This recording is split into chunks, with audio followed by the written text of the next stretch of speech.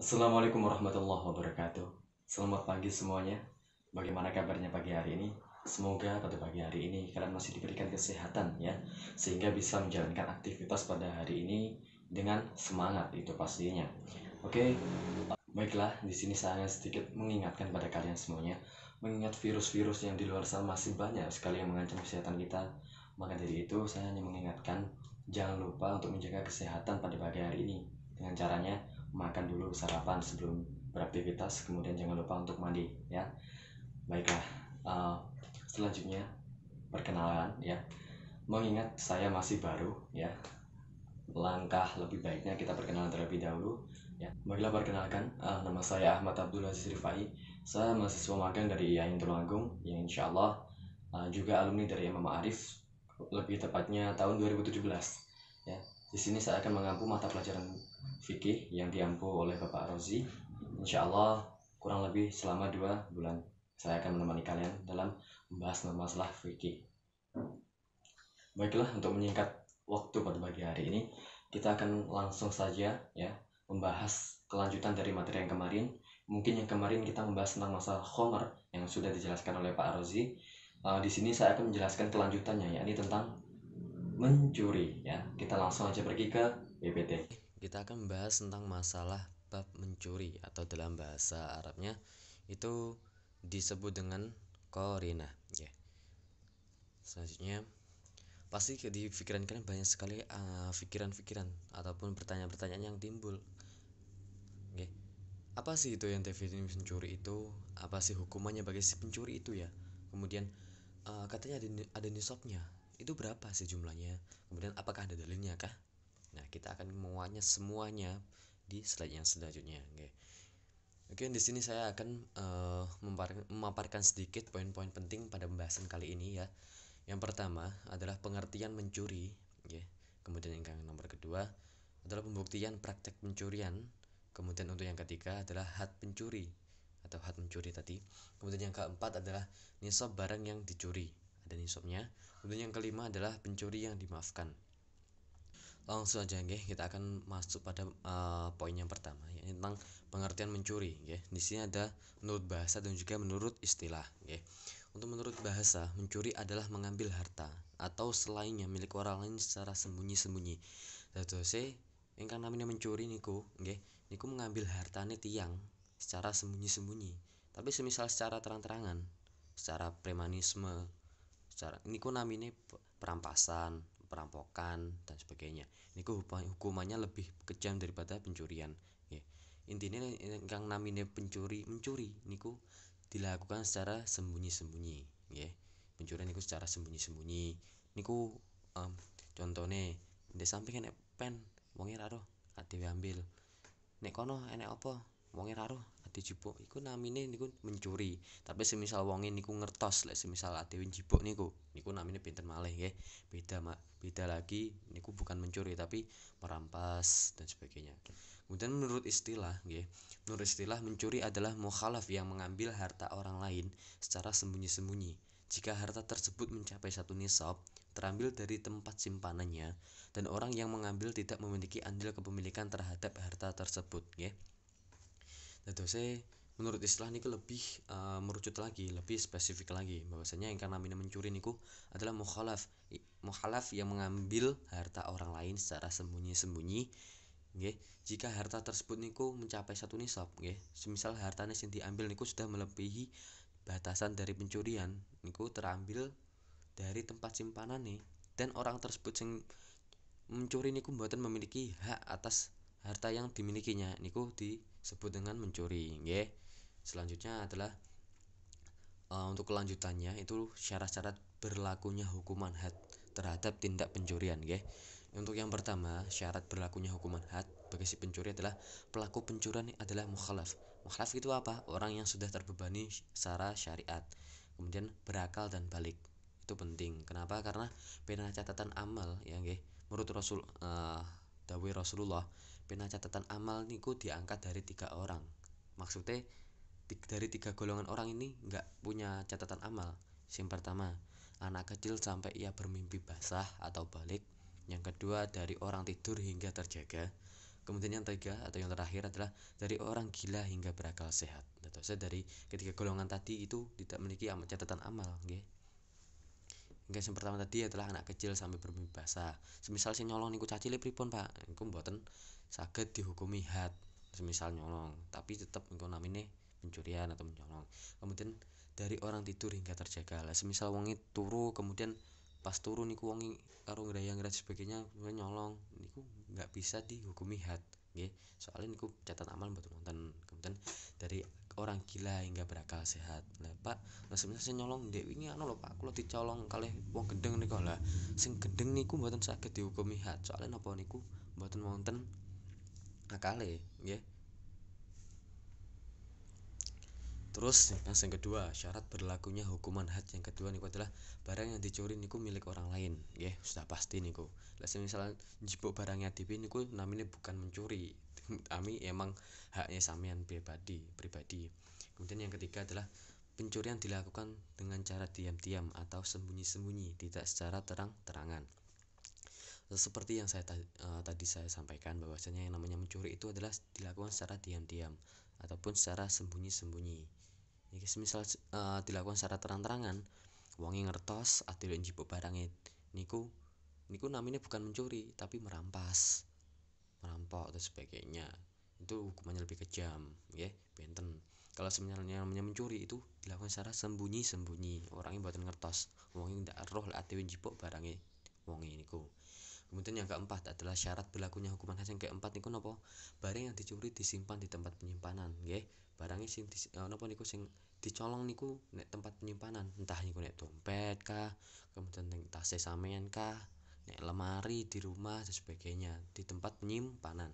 Kemudian yang kelima adalah pencuri tidak memiliki andil kepemilikan terhadap barang yang dicuri.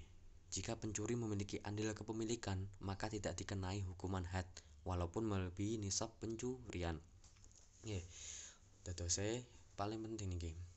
Pencurian niku si pencuri niku mboten gadah hak atas harta yang dicurinya tadi. Lah semisal wonge niku sing nyolong iku duwe hak ning hartane niku mboten saged dihukumi had. Contone napa? Contone semisal bapak ibu sampean niku mendhet yatrane sampean tanpa izine sampean. Niku mboten napa-napa. Dalam artian mboten dihukumi had. Soalnya napa? Wonten hake orang tua teng hartane sampean. Soalnya napa? Sampean hartane sampean niku punyane orang tuane sampean, nggih. Begitu pula sampean, misal napa niku mendhet yatrane wong tua. Niku sama-sama tidak bisa dihukumi had. Soalnya sampean nggih gadah hak teng griyane hartane orang tua, tapi tetep niku namine mencuri, nggih. Sing sae niku pripun? Nggih tetep izin. Ape mendhet napa? Pak, Bu, kula mendhet niki, ngoten. Tetep niku sing paling apik, nggih. Tapi kalau semisal ada salah satu kisah, nggih. Semisal ngeten ceritane. Nah, semisal apa itu namanya?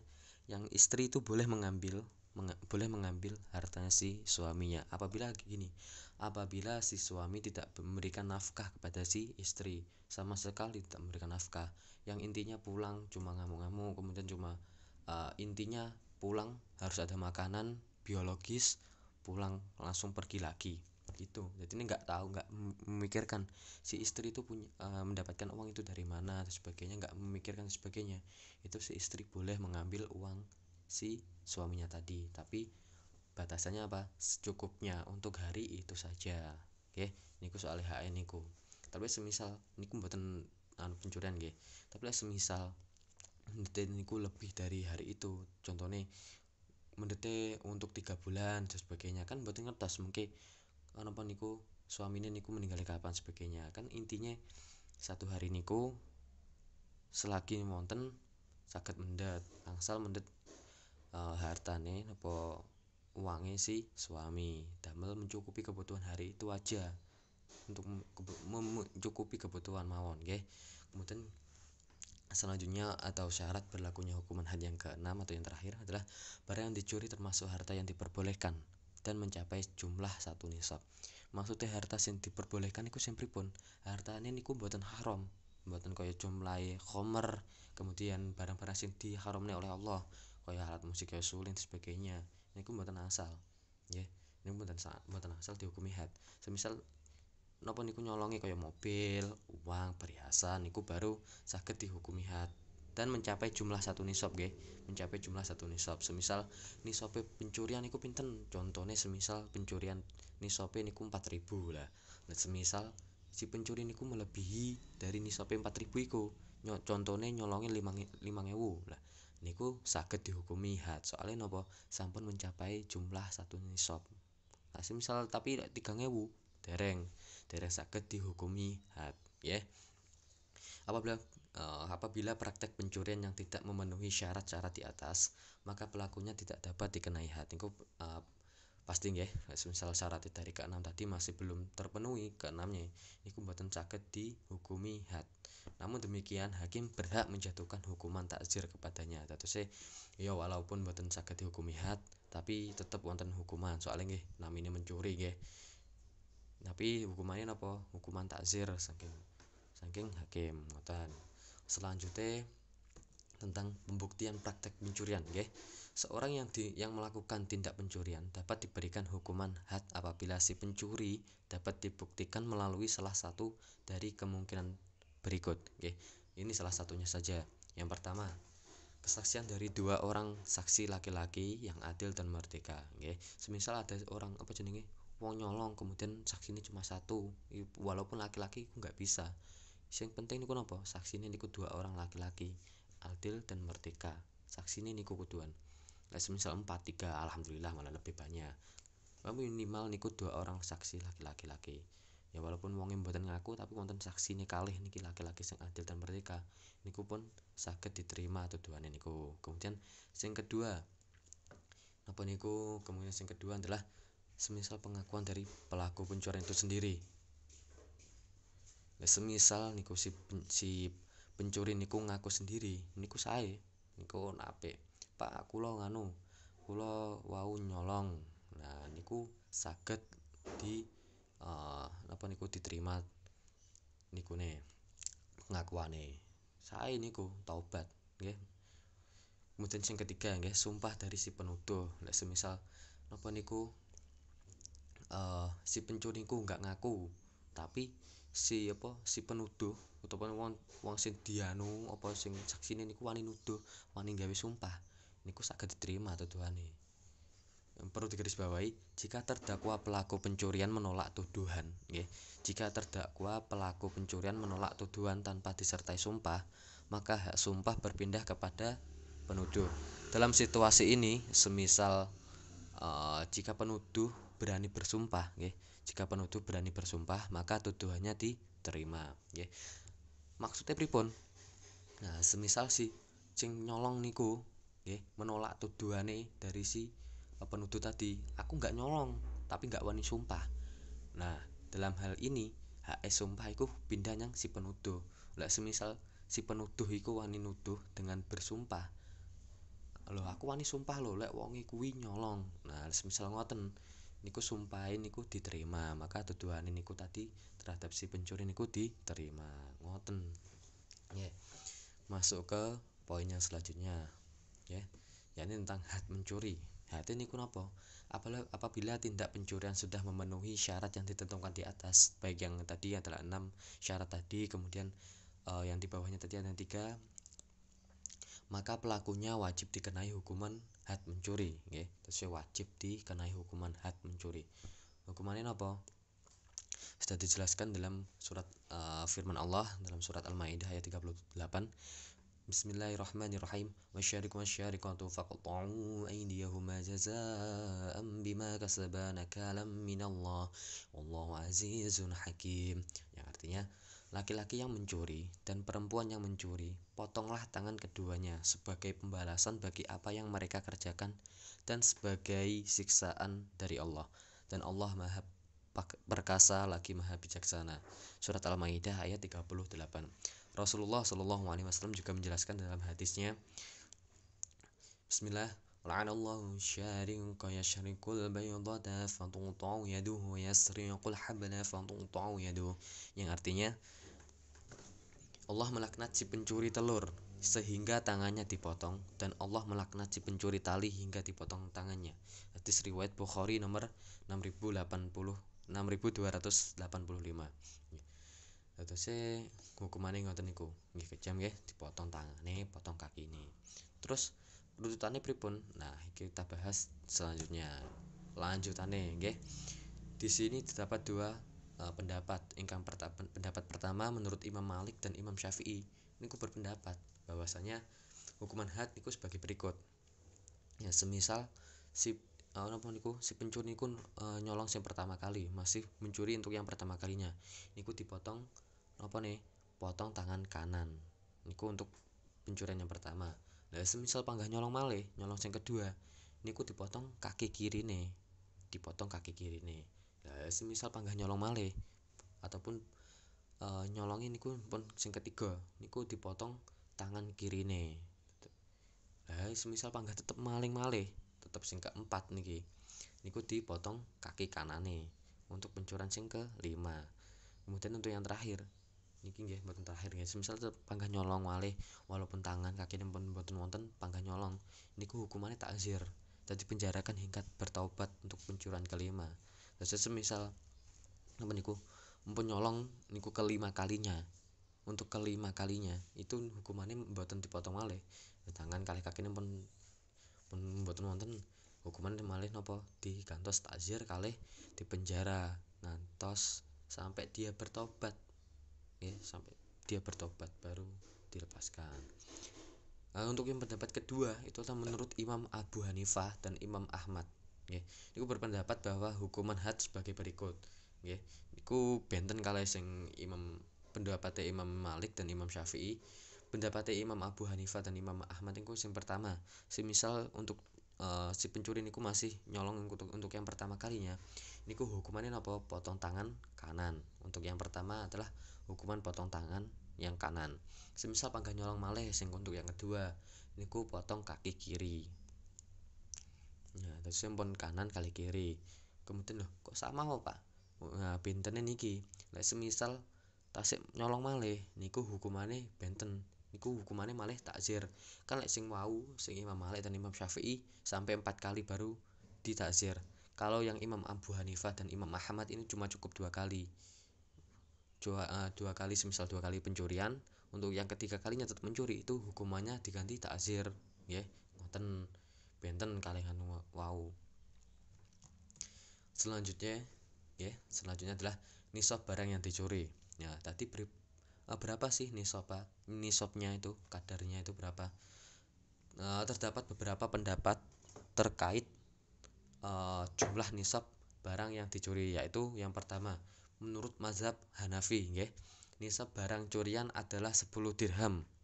Dadose menurut mazhab Hanafi niku nisabe niku 10 dirham. 10 dirham niku pinten? Nah, mungkin tinggal disesuaikan pada zaman sekarang niku pinten ngoten. Kemudian untuk yang kedua, menurut jumhur ulama atau sebagian besar ulama, niku nisab barang curian niku 1/4 dinar emas. 1/4 dinar emas atau 3 dirham perak. Hal ini sesuai dengan hadis Nabi yang berbunyi Bismillahirrahmanirrahim. Tuqta'ul yadu fi rub'i dinar fasa'id. Yang artinya tangan dipotong pada pencurian 1/4 dinar atau lebih. Tetese semisal si nyolong niku sudah melebihi dari nisabnya. Nisabnya berapa?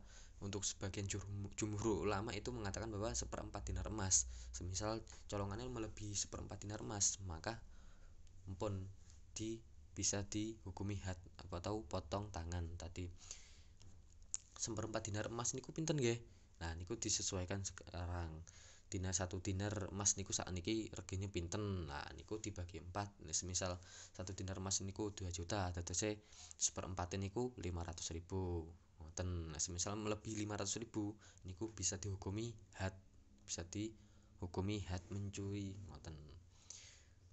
Selanjutnya adalah poin pencuri yang dimaafkan. Pencuri sing pripun sing dimaafkan? Apabila pemilik barang yang dicuri dapat memaafkan pencurinya sehingga pencuri bebas dari had sebelum perkaranya sampai ke pengadilan. Nah, niki penting. Nah, semisal si pemilik barang si dicolong niku, barang sing dicolong niku memaafkan pencurine niku. niku sebelum perkara pencurian niku terdengar sampai pengadilan niku, si pencuri niku bisa bebas dari hukuman had, ya, karena had pencuri merupakan hak hamba, ya, hak hamba masih miliknya hak hamba, hak pemilik barang yang dicuri. Tapi semisal sudah namun apabila semisal napa niku namun apabila perkaranya sudah sampai ke pengadilan, nggih, apabila perkaranya sudah sampai pengadilan, maka hak pencuri pindah dari hak hamba ke Allah, nggih. Niki benten malih yang kedua. Misal sing wau kan napa niku si pemilik barang bisa memaafkan si pencuri sebelum perkaranya tadi pindah ke pengadilan. Sampai ke pengadilan itu si pencuri bisa bebas dari hukuman had. Tapi semisal niki napa niku perkarane sampun sampai ke pengadilan, nggih, niku mboten saged, walaupun si pemilik barang sudah memaafkan si pencuri niku, tapi tetep hak sampun pindah dari hamba ke Allah. Dalam situasi ini hak tersebut tidak dapat digugur walaupun pemilik barang yang dicuri memaafkan si pencuri, nggih. Dadose walaupun si si pemilik barang sudah memaafkan tapi niku sudah sampai pengadilan, niku mboten saged di malih, tetep hukuman had tetep dijalankan, ngoten nggih. Mungkin cukup sekian nggih untuk bahasan kita tentang masalah mencuri, semoga bisa bermanfaat bagi kita semuanya. Sampai jumpa di pertemuan yang selanjutnya. Dari saya, akhirul kalam, wassalamualaikum warahmatullahi wabarakatuh.